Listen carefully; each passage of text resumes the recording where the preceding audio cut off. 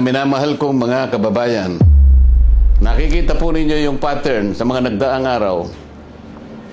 Mas uunahin po nila yung tao na nagmamalasakit sa inyo para palitawin natin ang katotohanan.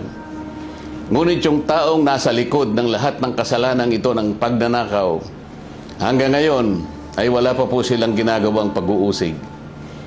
Meron na pong isang demanda kay Martin Romualdez na nakabinbin pa April 2026. Yung isa na inakusahan na dating kalihim ng DPWH ay kanilang kinasangkapan upang siya din ay maging state witness.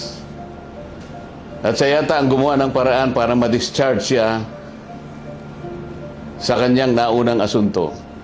So makikita po ninyo, wala na po tayong kakampi.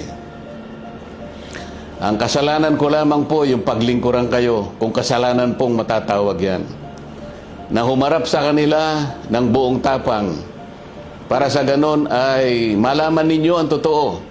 Malaman ninyo kung sino ang nagkasala, sapagkat gusto nating papanagutin lahat ng mga taong ito. Ngunit kapag ako'y kanilang inaresto, hindi na po matutuloy yan.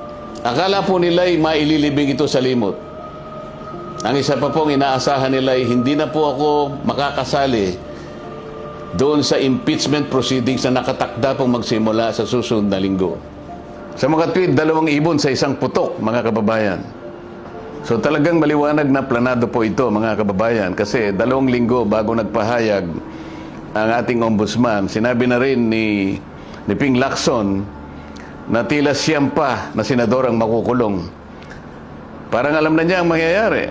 Gaya po ng nauna ko nang ipinahayag sa inyo. Alam kong gagawin nila ito. Alam kong aarestuhin nila ako. Alam kong ikukulong nila ako. Ngunit hindi po dahilan yan para tumigil ako sa paglilingkod sa inyo. Kasi po iisa lang ang paraan ko upang paglingkuran ng taong bayan dahil sa pagtitiwalang ibinigay nyo sa akin. Malit na bagay po ang sakripisyo na aking haharapin. Kung ang katumbas po nito ay maipakita natin ang kahalagahan ninyo bilang mamamayan ng ating bansa.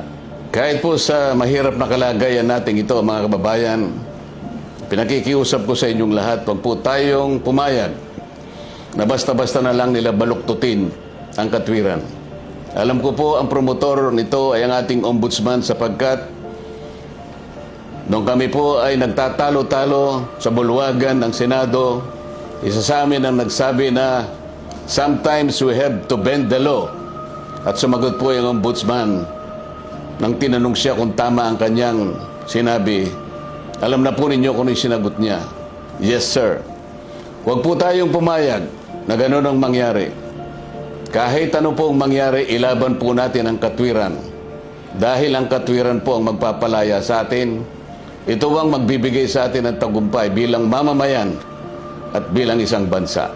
Naniniwala po kasi ako na kahit sa anong laban, lalo na po yung laban na para sa interes ng ating bansa, kinakasihan po tayo ng ating Panginoong Diyos. At hindi siya papayag na magtatagumpay ang nagbabaluktot ng katwiran. Kailanman ang kasamaan, mga kababayan, ay hindi po magtatagumpay.